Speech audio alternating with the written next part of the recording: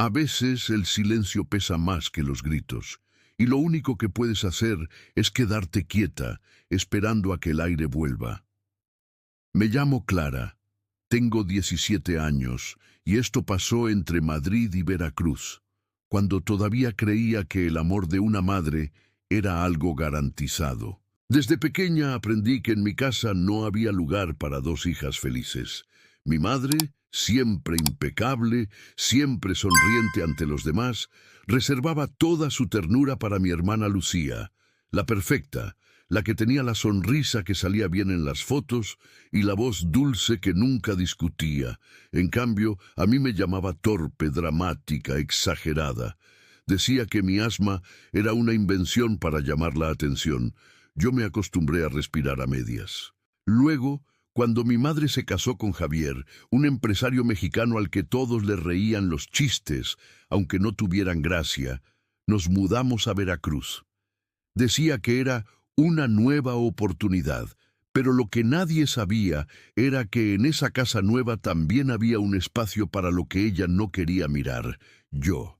Por eso aquel verano, cuando viajábamos en coche hacia la casa de mi tía abuela, Lucía pidió todo el asiento trasero para dormir, y mi madre me ordenó meterme en el maletero. Lo dijo sin rabia, como quien da una instrucción trivial. Yo obedecí, doblando mi cuerpo frágil, mientras ella me advertía que no aplastara el equipaje y cerraba el portazo con un golpe seco. Mientras el coche avanzaba, el calor se volvió insoportable. Intenté respirar profundo, pero el aire era espeso, denso, como si alguien hubiera llenado el maletero con humo invisible. Busqué mi inhalador y lo encontré vacío. Recordé la sonrisa maliciosa de Lucía esa mañana, cuando me lo devolvió diciendo, «Ya está lleno, no te preocupes». Sentí un escalofrío, aunque el sudor me empapaba la espalda. Después, cada curva del camino era una sacudida que me hundía más en la desesperación. Escuchaba los murmullos de mi madre y de Javier al frente. Hablaban de mí como si fuera un problema que hubiera que resolver. Ella decía que no aguantaba más, que tal vez lo mejor era dejarme con la prima que vivía en un pueblo perdido. Yo lloraba, pero sonreía, porque pensaba que pronto ya no tendría que soportar nada más. Al principio intenté golpear el maletero, pero el sonido se perdía entre el motor y la música que sonaba en la radio. Luego me rendí. Mis manos buscaron una posición donde doliera menos respirar, y me acurruqué como cuando era niña, y me escondía en el armario para no oír las discusiones. La diferencia era que ahora el aire se me escapaba de verdad. Entretanto, los recuerdos se mezclaban con el zumbido de los neumáticos, la vez que Lucía rompió mi cuaderno y mi madre me castigó a mí, la vez que olvidaron recogerme en el colegio, el cumpleaños donde apagaron las velas antes de que yo soplara. Eran pequeñas cosas, insignificantes para cualquiera, pero que a mí me fueron dejando hueca. En el maletero, cada una volvía a doler como si me la estuvieran tatuando por dentro. Luego sentí que algo en mi pecho cedía. Intenté gritar, pero solo salió un silbido. En medio de esa oscuridad sofocante, susurré el nombre que siempre esperé oír de ella. Mamá. Nadie respondió. Entonces comprendí que ya no importaba. Mi respiración se volvió un hilo fino, casi inexistente, y cuando el dolor fue reemplazado por una calma extraña, supe que algo se había roto definitivamente. Acurrucada, susurré el nombre que siempre esperé oír, y morí. Sin embargo, lo que vino después no fue silencio. Fue una especie de claridad fría, como si mi cuerpo hubiera quedado atrás, y mi conciencia siguiera atrapada en el aire espeso del maletero. No sentía el peso del pecho ni el ardor en la garganta, pero escuchaba todo con una nitidez que nunca tuve antes. La respiración de mi madre, el murmullo del motor, el roce de la manta de Lucía. Era como si estuviera suspendida entre los pliegues del ruido y el olvido. Mientras tanto, mi alma, o lo que quedaba de mí, se deslizó fuera del coche sin esfuerzo. Vi mi cuerpo, pálido y encogido entre las maletas, con la mano aún aferrada al inhalador vacío. No sentí miedo, sentí algo peor, una especie de calma resignada, el alivio de no tener que justificar mi existencia. Después me encontré flotando junto a la ventana del asiento trasero. Lucía dormía bajo la manta que mi madre le había tejido. Tenía la boca entreabierta, el rostro relajado, como si nunca hubiera hecho daño a nadie. Pero recordé su sonrisa esa mañana, cuando vio mi cara desesperada buscando aire y me dijo: «No exageres tanto, Clara». Me quedé mirándola con una mezcla de rabia y ternura, porque aún muerta no podía odiarla del todo. Al rato, Javier habló. Su voz era grave, indiferente. Le dijo a mi madre que aquella niña necesitaba una lección. Ella no respondió de inmediato. Solo apretó más el volante y murmuró que ya no sabía qué hacer conmigo. Yo quería gritarles que ya no tenían que preocuparse, que su problema se había resuelto, que Clara ya no iba a estorbar más. Pero solo el aire se movía. Mientras el coche avanzaba por la carretera, me di cuenta de algo. No podía irme. Algo me ataba a ese vehículo, como una cuerda invisible que me mantenía allí, obligándome a mirar lo que ellos hacían, a escuchar lo que decían. Tal vez no era un castigo, sino una forma de entender por fin por qué me habían querido tan poco. Entonces llegamos a la casa de mi tía abuela. El coche se detuvo entre árboles altos y un portón oxidado. Javier bajó primero, luego Lucía, medio dormida. Mi madre abrió el maletero sin prisa, como quien abre una caja vieja. Cuando vio mi cuerpo, el color se le fue del rostro. No gritó, no lloró, solo dijo: «Dios mío, Clara». Y luego miró a Javier como esperando una instrucción. Él se limitó a cerrar el portón del coche y dijo: «Haz lo que tengas que hacer». Por un instante pensé que iba a tocarme, que iba a abrazar por fin a su hija. Pero en lugar de eso, tomó el dinero que había preparado para mi tía abuela y se lo ofreció a cambio de silencio. Mi tía, una mujer vieja y menuda, lo rechazó. Dijo que no aceptaría dinero manchado, preguntó por mí, y mi madre solo miró hacia el maletero sin responder. Mientras tanto, yo estaba allí, observando, esperando que alguien notara que seguía presente, que no todo había terminado, pero nadie lo hizo. Con el paso de los minutos, algo cambió dentro de mí. Sentí que el aire a mi alrededor se espesaba otra vez, pero no era asfixia, era otra cosa más densa, más profunda. Una sensación de que mi dolor comenzaba a tomar forma, como si el hueco que había dejado en el mundo necesitara llenarse de algo nuevo. Desde ese instante supe que no iba a desaparecer, que seguiría allí, cerca, viendo cómo ellos intentaban borrar lo que habían hecho, que iba a quedarme hasta que alguien pagara el precio. Me invadió una oscura expectación.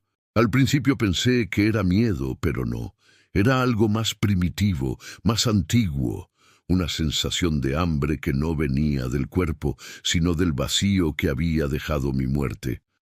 Todo lo que no viví, lo que no fui, empezó a empujar desde dentro, buscando un lugar para salir.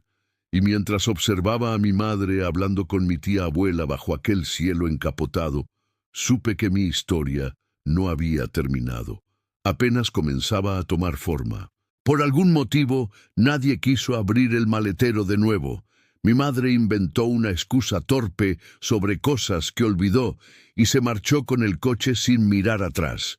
Vi el vehículo alejarse por el camino de tierra, arrastrando mi cuerpo dentro. Era como si arrastrara también lo que quedaba de su culpa. Javier no volvió a mencionarme. Lucía, en cambio, no dejaba de mirar por la ventana trasera con una expresión que mezclaba curiosidad y temor. A veces creo que, en el fondo, ella sí me sintió allí. Mientras tanto, mi tía abuela se quedó quieta en el porche.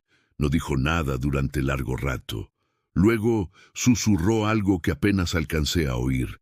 «Los muertos no siempre descansan, Rosa». Y en ese instante Entendí que ella sabía, que podía verme, que, de alguna forma, había esperado mi regreso.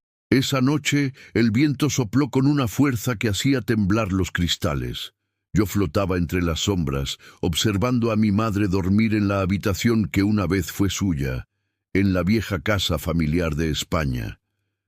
Javier roncaba a su lado, como si nada hubiera pasado, pero cada tanto ella se removía entre las sábanas, murmurando mi nombre, intentando ahogar los sollozos que no se atrevía a dejar salir. Yo la miraba y pensaba, ¿lloras por mí o por ti? Más tarde, cuando las luces se apagaron, empecé a oír los susurros. No venían de afuera, venían del maletero. Mi cuerpo seguía allí, encerrado en aquel espacio estrecho, y el sonido del plástico rozando las maletas era como un recordatorio. Todavía estás aquí. Fui hacia el coche y lo vi estacionado bajo los árboles, cubierto de polvo. Dentro, mi cuerpo comenzaba a marchitarse. Sin embargo, mis ojos, los del cadáver, estaban abiertos. Miraban hacia arriba, directamente hacia donde mi alma flotaba. Fue entonces cuando comprendí que no podía irme hasta que esa mirada descansara. A partir de esa noche empecé a sentirme más fuerte. Podía mover objetos pequeños, alterar el aire, hacer que la luz parpadeara. Al principio lo hice por curiosidad, luego por necesidad. Quería que mi madre recordara cada vez que intentara dormir, que el ruido del maletero, el golpe seco del portazo, el jadeo de mis pulmones sin aire, no se le borraran jamás. Cada vez que se miraba al espejo, hacía que viera algo detrás de ella, una sombra, un reflejo que no debería estar allí. La oía murmurar, Clara, y temblar, pero no se atrevía a pronunciarlo en voz alta. Lucía, en cambio, empezó a enfermar. Decía que sentía frío, aunque el sol estuviera alto, que olía a tierra húmeda, a encierro. Yo no quería dañarla, pero la rabia no siempre distingue. Con los días empecé a notar grietas en su mundo. El coche se negaba a arrancar. Las luces se apagaban solas. Los cuadros de la pared caían en mitad de la noche. Javier lo atribuyó a la humedad. Mi madre, en cambio, lo entendió enseguida. Yo no me había ido. Entonces una madrugada la escuché decir, si Clara quiere verme, que venga, que me diga qué quiere. Y yo fui. Aparecí frente a ella, no con forma humana, sino como una silueta hecha de niebla, con los ojos hundidos y un hilo de voz que apenas era un soplo. Ella gritó, pero no retrocedió. Me miró como si, por fin, me viera de verdad. «Perdóname», dijo, y por un segundo casi lo hice, hasta que la vi aferrarse al mismo inhalador vacío que me negó aquella mañana. Lo había guardado como un trofeo, una prueba silenciosa de su crimen. Entonces comprendí que su perdón no era para mí, sino para aliviarse ella. Por eso me quedé, por eso decidí que aún no era momento de descansar, y esa noche, por primera vez, la hice gritar mi nombre. Desde entonces algo se quebró dentro de ella. No fue solo el miedo, fue la certeza de que ya no había un rincón de la casa donde pudiera esconderse de mí. Yo estaba en el murmullo del viento que se colaba por las rendijas, en el golpeteo irregular de las persianas, en el eco hueco del maletero que, aunque cerrado, parecía respirar.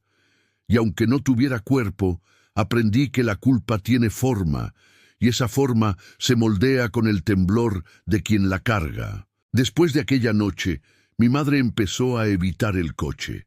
Decía que tenía un presentimiento, que cada vez que se acercaba sentía un olor agrio, metálico, como sangre vieja. Javier se reía de ella, la trataba de histérica y le recordaba que el coche era nuevo. Pero él no lo sabía, no sabía que el maletero aún guardaba mi sombra, adherida al tapizado, mezclada con el polvo y el recuerdo del último aliento que di. Mientras tanto, Lucía empeoraba. Tosía de noche, hablaba dormida y a veces repetía mi nombre con un hilo de voz tan delgado que apenas parecía salir de su garganta. Yo la observaba, impotente, sintiendo una punzada de algo parecido al remordimiento, pero no lo suficiente para detenerme. Mi rabia era más grande que mi amor, o quizá era la forma en que el amor se retuerce cuando se pudre. Por otro lado, mi madre comenzó a escuchar pasos en el pasillo, pasos que solo ella oía. En ocasiones creía sentir mi respiración detrás de su nuca. En el reflejo del televisor apagado, veía mi silueta. En el sonido del agua corriendo por las cañerías, reconocía mi jadeo asmático. Yo me movía entre las cosas como una corriente invisible, aprendiendo a existir entre los límites del aire y la conciencia. Cada día era más fuerte, cada noche más presente. Sin embargo, no todo era oscuridad.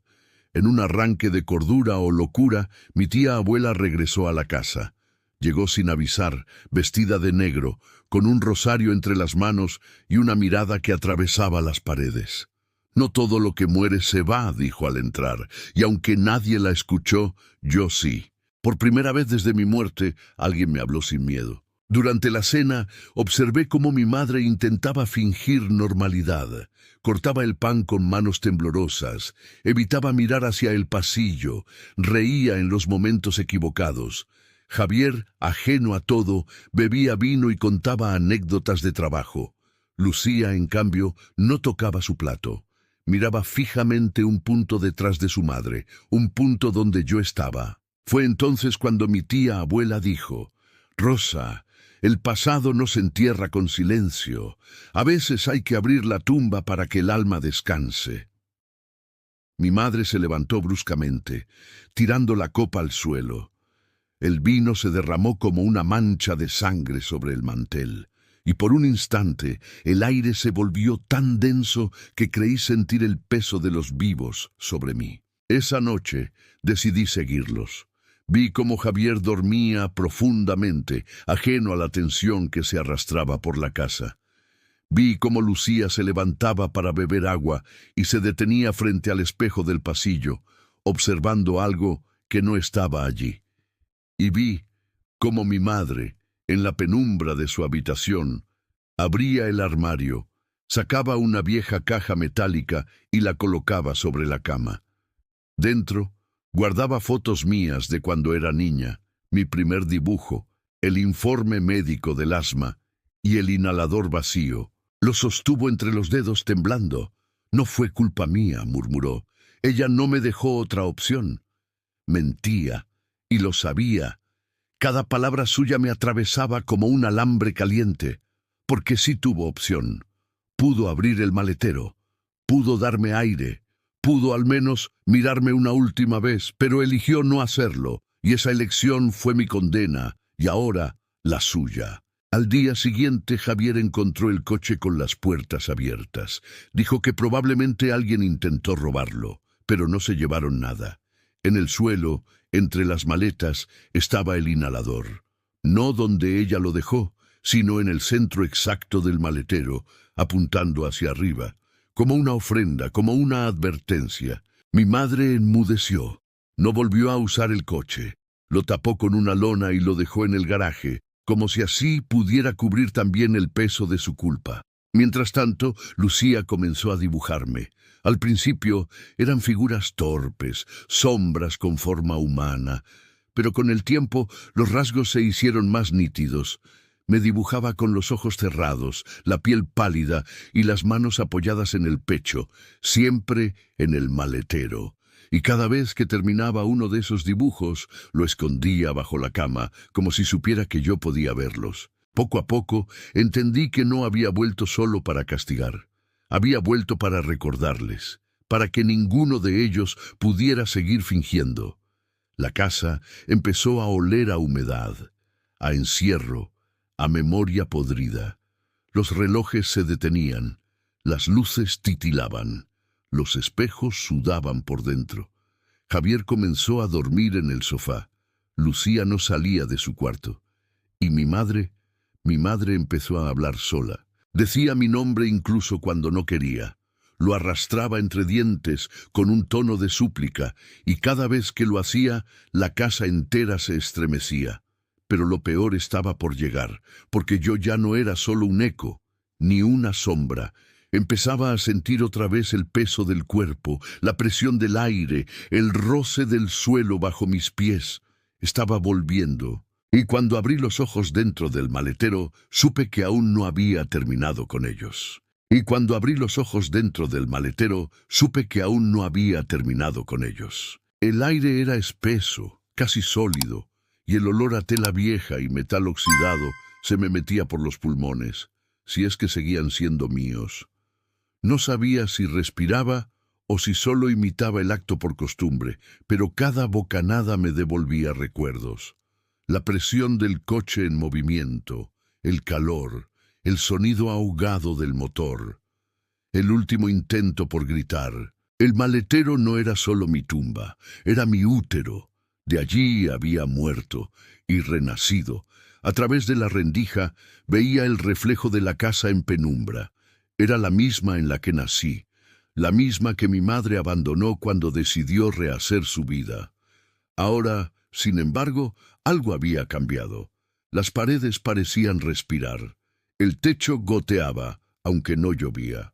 Las sombras se estiraban más de lo natural. Yo caminaba entre ellas, cada vez más sólida, más consciente. Mis pies dejaban marcas húmedas sobre el suelo. No eran huellas humanas, eran rastros oscuros, como si el polvo de la muerte se aferrara todavía a mí. Mientras tanto, la rutina en la casa se había fracturado. Javier ya no dormía en la habitación matrimonial. Decía que la presencia de Rosa lo asfixiaba, que sus gritos nocturnos eran insoportables. Lucía se había refugiado en los brazos de su tía abuela, que ahora dormía con ella en el cuarto del fondo. Mi madre, por su parte, pasaba horas frente al espejo, peinando su cabello una y otra vez, como si buscara borrar algo invisible de su rostro. Yo la observaba. En cada gesto suyo encontraba el eco de mis últimos segundos de vida. Con el tiempo empecé a recordar más. Recordé México, las veces que mi madre hablaba de volver, de escapar de la vergüenza que significó tenerme siendo tan joven. Recordé a mi abuela que me enseñó a leer y me decía que no debía juzgar a mi madre porque la gente rota solo puede criar ruinas. Recordé los silencios en los que ella me miraba sin verme, cuando venía de visita y me traía regalos que no eligió. Recordé el día que supe que tenía otra hija, Lucía, la perfecta, la que nació de su nueva vida, su nuevo apellido, su nueva casa. Y recordé también cómo me llevó en aquel viaje con la excusa de empezar de nuevo, pero con los ojos vacíos de quien ya ha tomado una decisión irreversible. El maletero fue su despedida disfrazada de accidente. Desde entonces entendí que mi regreso no era solo venganza, era justicia. Cada noche me volvía más fuerte. Pude mover puertas, apagar luces, hacer que el teléfono sonara con mi propia voz. Lucía lloraba cada vez que me oía.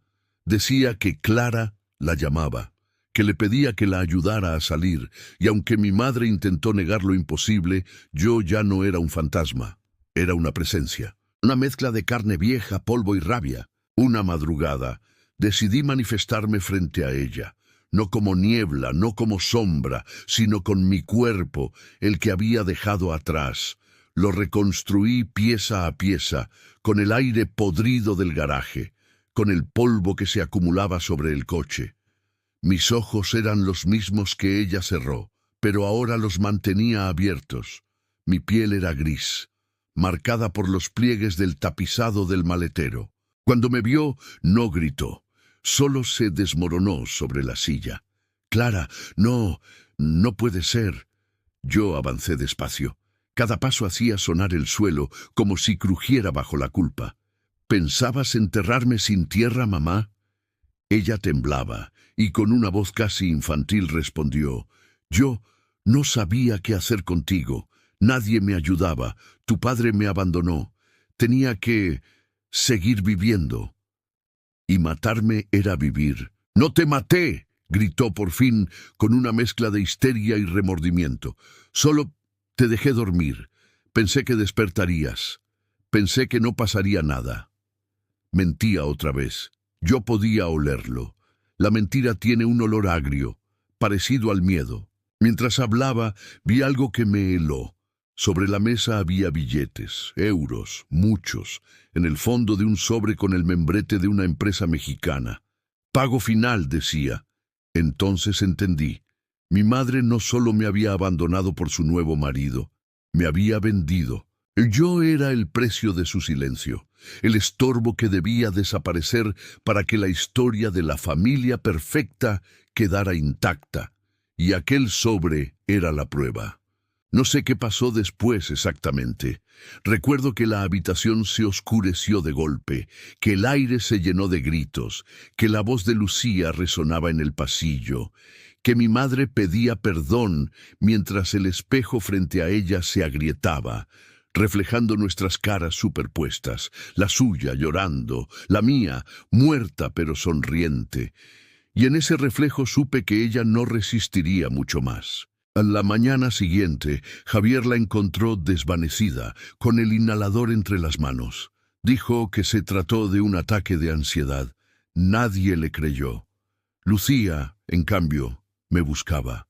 Y cuando sus ojos se cruzaron con los míos, entendí que ya no necesitaba palabras. Ella lo sabía todo. Esa noche se sentó en el borde de la cama, con una manta en los hombros, y me habló. «Te vi, Clara. Te vi en el maletero. Mamá dijo que te ibas a dormir.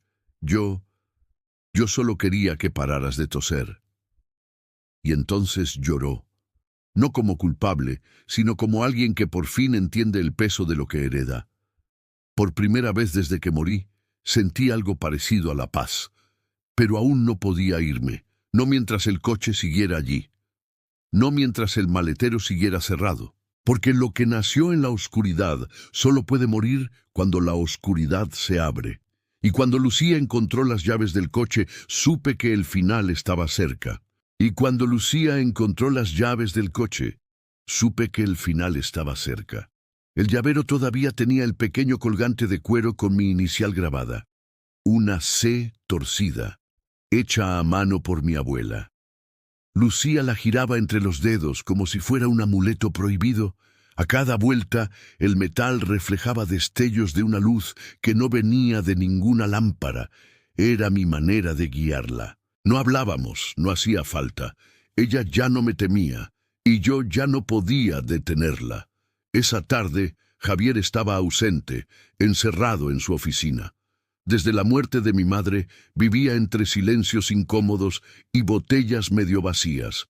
La tía abuela había vuelto a México, cansada de la tristeza de aquella casa. Solo quedaban Lucía y el coche en el garaje, como dos reliquias de un pasado que aún respiraba. El aire allí abajo era pesado, casi líquido. El olor a aceite y metal me resultaba familiar, como si cada molécula supiera mi nombre. Lucía encendió la linterna del móvil. El haz de luz recorrió la superficie del coche. El mismo modelo, el mismo color, el mismo maletero donde terminé doblada como un muñeco roto. Se detuvo frente al portón trasero. Yo estaba justo detrás de ella, o eso creía, pero en realidad estaba dentro, en el mismo espacio donde mi cuerpo había quedado, donde mis pulmones buscaron aire por última vez, y por un instante el mundo se dividió. El maletero se abrió lentamente, exhalando un aire viejo, caliente, cargado de memoria. Y allí dentro, entre las mantas, los restos del equipaje y un peluche gris que alguna vez fue mío, había una sombra, no un cuerpo, una huella, una forma humana marcada en el tapizado, mis contornos, mis pliegues, mi ausencia. Lucía se llevó la mano a la boca. Dios mío. Y en ese momento el móvil se apagó solo. La oscuridad la envolvió, y mi voz se coló suave desde el fondo del maletero. No reces, Lucía, no sirve, solo escucha. Yo no quería que llorara, yo solo quería que recordara. Y entonces, como si la casa misma quisiera confesar, las paredes comenzaron a gemir. Se oyeron pasos arriba, el sonido de una silla arrastrándose, la voz de mi madre llamando por su nombre. pero mi madre... Subimos juntas las escaleras. Yo flotaba a su lado, invisible pero presente. En el pasillo, el espejo roto reflejaba una figura, la de mi madre, de pie, pálida, con los ojos hundidos y el inhalador en la mano. Parecía querer hablar, pero su boca solo dejaba escapar un ruido seco, un jadeo eterno. Lucía retrocedió. Durante un instante creí que podía hacerlo, que podía liberarlas a ambas. Pero algo dentro de mí, una espina clavada desde el primer aliento que no tuve, no me permitió obedecer. Yo no quería paz, quería verdad ser. Y entonces, en uno de los trozos más grandes, vi algo que me congeló. Javier, conduciendo aquella noche, mi madre dormía, y él fue quien cerró el maletero. El reflejo lo mostraba claramente, su mano empujando la tapa, su rostro sin expresión, su voz diciendo, «Así no sufrirá más». Lucía lo vio también. Se quedó en silencio, con el trozo de espejo en la mano, mientras las lágrimas le recorrían el rostro. Él, fue él. Yo asentí. Por fin, todo encajaba. Mi madre me había mentido por cobardía, pero él me había matado por comodidad. Y cuando Lucía bajó al garaje con el espejo en los brazos, supe lo que iba a hacer. Tomó una garrafa de gasolina, la abrió con una furia que no había visto ni en los vivos ni en los muertos. El olor llenó el aire. «Si este coche fue tu tumba, Clara», dijo, «será también la suya». Yo no la detuve. No podía. La venganza ya no era mía. Era nuestra. Las llamas crecieron rápido. El fuego lamía el metal, devoraba el pasado. El humo se alzaba por la rampa, mezclándose con los gritos lejanos de Javier, que bajaba corriendo sin entender. Cuando llegó, el coche ya era una antorcha, y detrás de él, en el reflejo del cristal, su sombra se desfiguraba, ardiendo con el mismo rostro que vi aquella noche desde el maletero. Lucía no lloró, solo me miró y su voz fue un susurro. «Ya está, Clara, ya puedes descansar». Pero yo no descansé, porque mientras el fuego se apagaba, escuché el sonido del maletero abriéndose desde dentro, y supe que alguien más había estado conmigo todo ese tiempo. Al principio pensé que era una ilusión, una especie de eco atrapado entre la vida y la muerte. Pero no, lo sentí. Una presencia densa, tibia, demasiado viva para ser un recuerdo. En el maletero, cuando mi cuerpo se apagaba y el aire se volvía imposible, algo respiraba conmigo. No me había dado cuenta hasta entonces, hasta que el fuego lo despertó. Porque mientras las llamas consumían el coche, una figura se formó entre el humo. No era humana del todo. Tenía la forma de un niño, o de algo que alguna vez lo fue.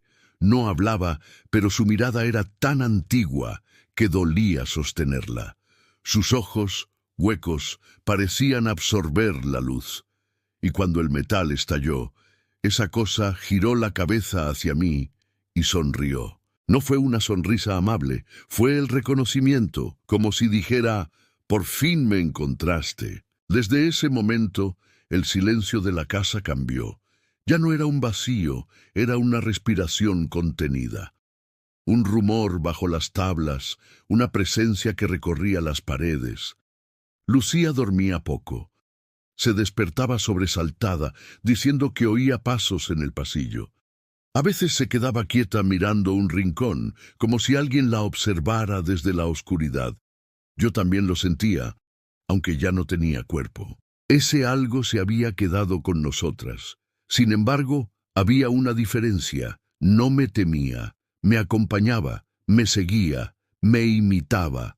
Cada vez que me movía, lo veía hacerlo unos segundos después, como un reflejo retrasado, y en su respiración sin sonido había una familiaridad que me helaba. Una madrugada, cuando el humo del incendio todavía flotaba entre los sueños de la casa, lo vi claramente. Estaba sentado sobre el sofá, con las manos entrelazadas, observando una fotografía vieja. Era una imagen de mi madre, mi padre y una niña pequeña. No yo, otra. Tenía mi rostro, pero no mis ojos. Y en ese instante recordé lo que mi tía abuela había dicho muchos años antes, cuando creí que dormía. Los hijos, que no llegan a nacer, se quedan esperando. Se sientan al borde del mundo, mirando a los que sí respiran. Entonces lo entendí todo. Ese niño, esa sombra que me acompañó en el maletero, era la primera hija que mi madre había perdido. Un aborto, un secreto enterrado entre sus culpas. Ella la llamó Clara antes de que yo naciera, y cuando volví al mundo, quiso redimirse repitiendo el nombre. Pero los nombres no salvan, solo arrastran, así que esa sombra no era un extraño, era mi reflejo invertido, la Clara que nunca vivió, la que mi madre quiso y la que yo terminé reemplazando. Por eso me reconoció. Por eso no me soltó. Durante días, la presencia se volvió más fuerte. Los relojes se detenían. Los espejos se empañaban sin razón. Las luces parpadeaban a cada respiración. Lucía empezó a escribir en un cuaderno, garabateando palabras sin sentido. Dos Claras. Una respira, otra no. La sangre del maletero huele a infancia. Yo la observaba, impotente, sabiendo que el límite entre los vivos y los muertos se estaba borrando. A veces me preguntaba si aún quedaba algo de humanidad en mí, porque cuanto más cerca estaba de esa otra Clara, más se disolvía mi memoria.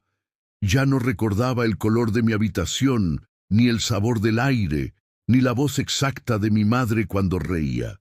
Solo quedaba el sonido metálico del portazo y ese eco constante: no aplastes el equipaje. Un día la sombra habló, no con palabras, sino con pensamientos que se incrustaron dentro de mi cabeza.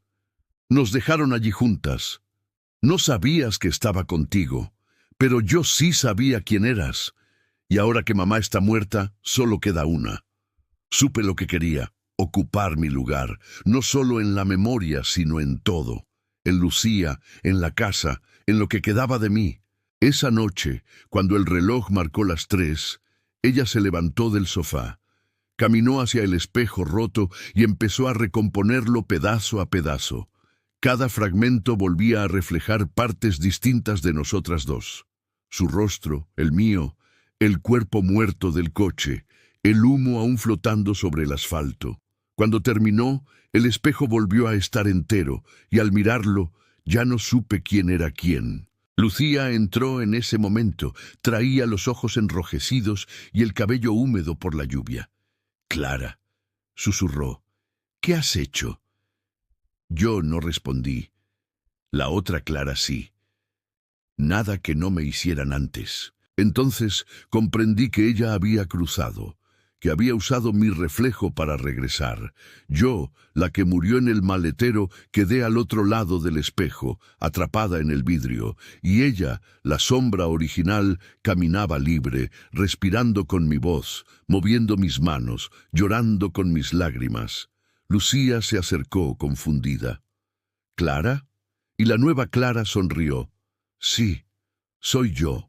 Pero cuando sus ojos se encontraron, Lucía retrocedió con horror, porque en esa mirada había algo que no era humano, algo que reconocía el olor del encierro y el silencio del metal. Desde el otro lado, la vi acercarse al espejo, posar una mano sobre la superficie.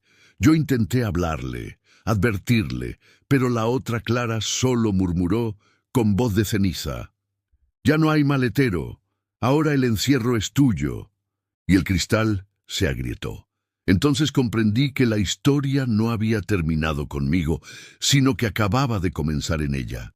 Entonces comprendí que la historia no había terminado conmigo, sino que acababa de comenzar en ella. Después de eso, el tiempo se volvió una cosa viscosa, una masa que se estiraba y contraía sin obedecer al reloj. No sabría decir cuánto pasó entre ese instante y la primera noche en que vi a Lucía caminar por la casa con los ojos vacíos, como si algo dentro de ella se hubiera roto.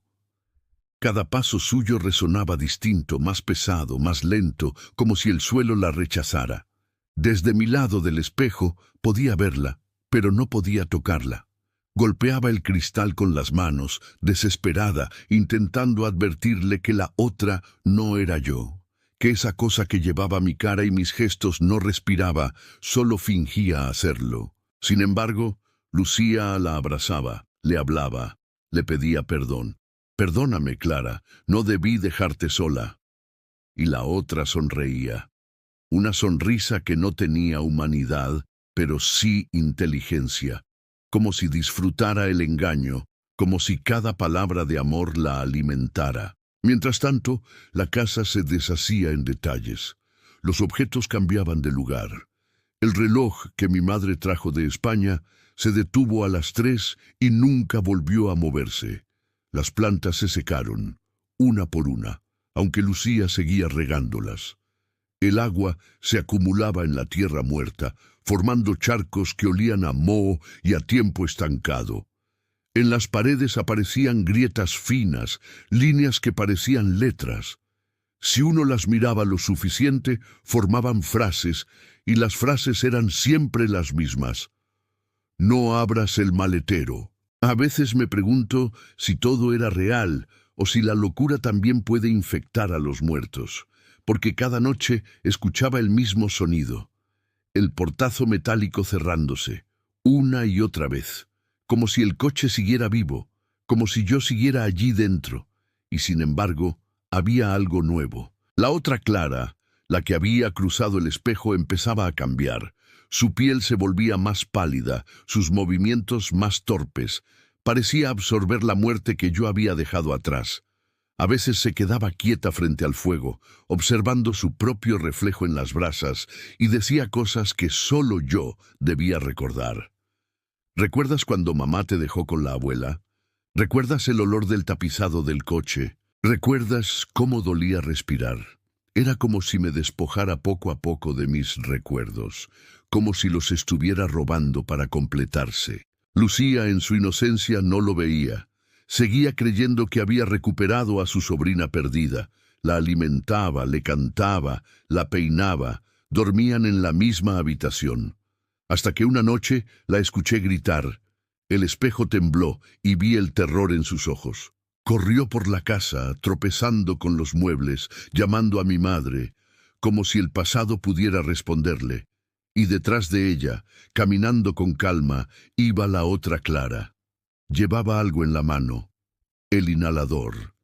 Mi inhalador vacío. Fue entonces cuando lo entendí.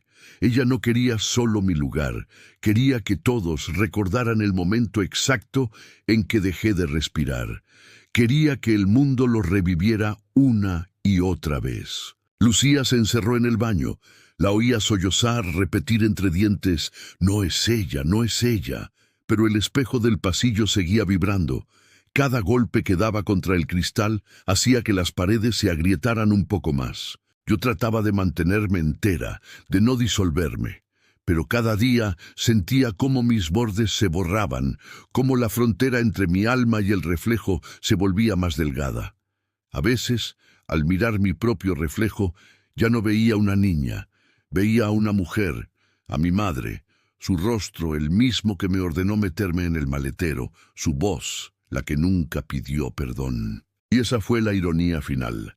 La sombra había regresado usando mi cuerpo, pero la que se estaba convirtiendo en mi madre era yo. La comprendí entonces. Comprendí el asco, el miedo, el resentimiento. Comprendí cómo se puede odiar lo que uno mismo creó.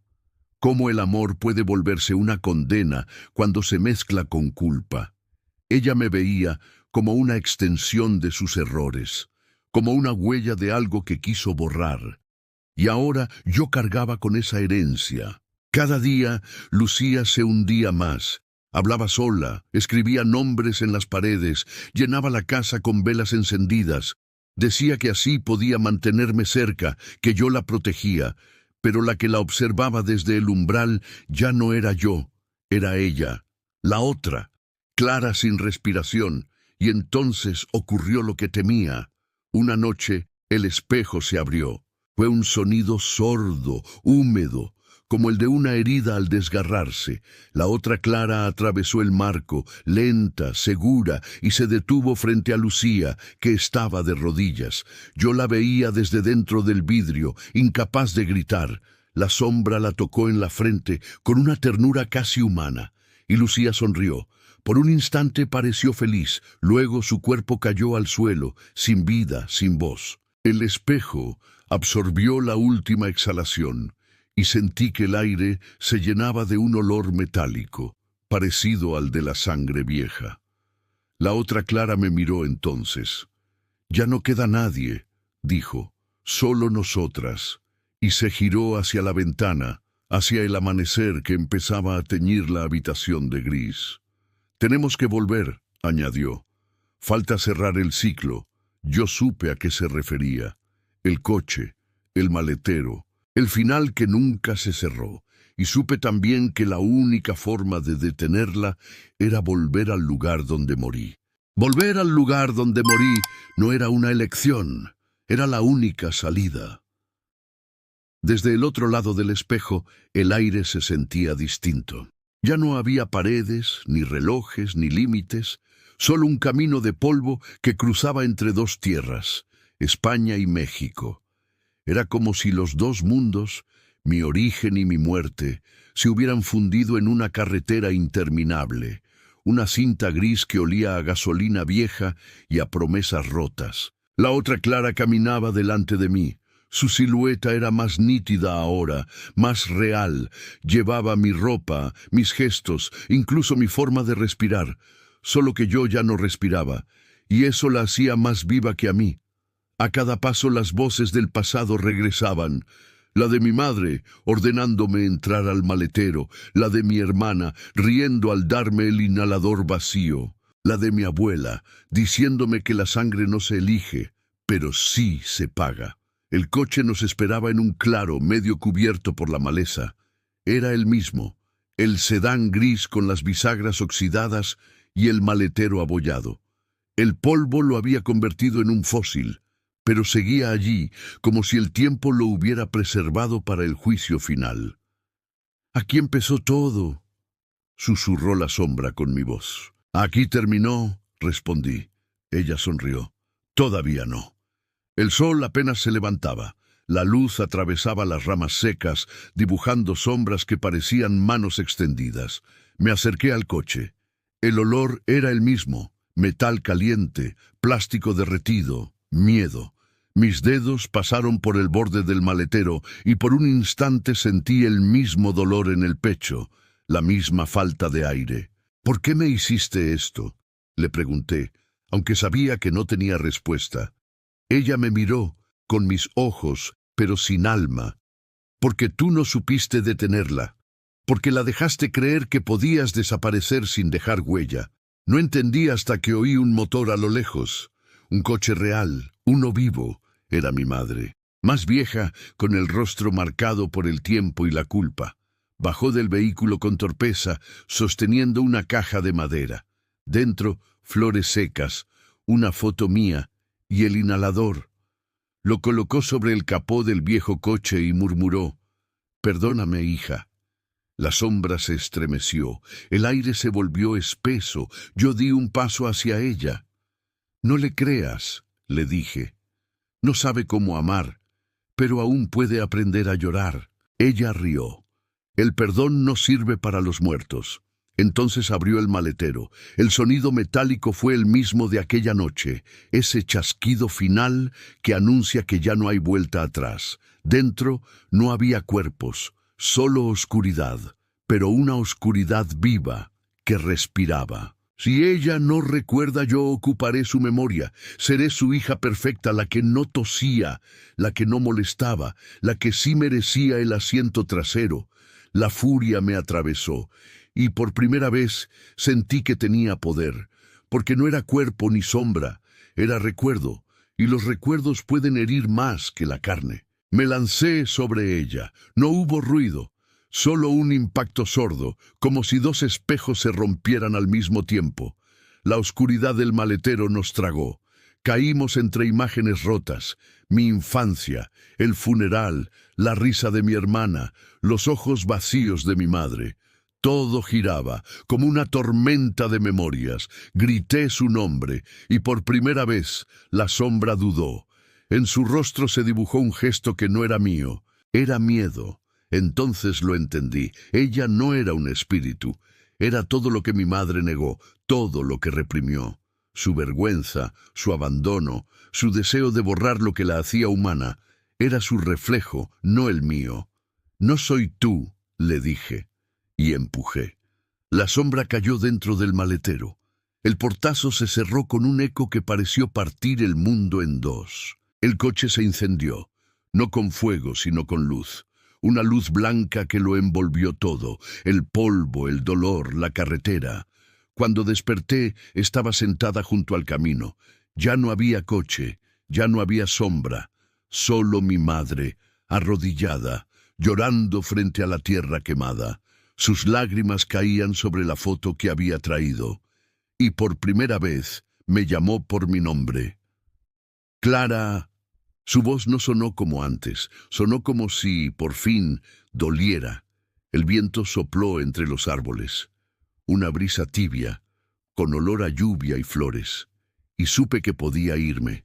No porque me hubieran perdonado, sino porque yo la había perdonado a ella.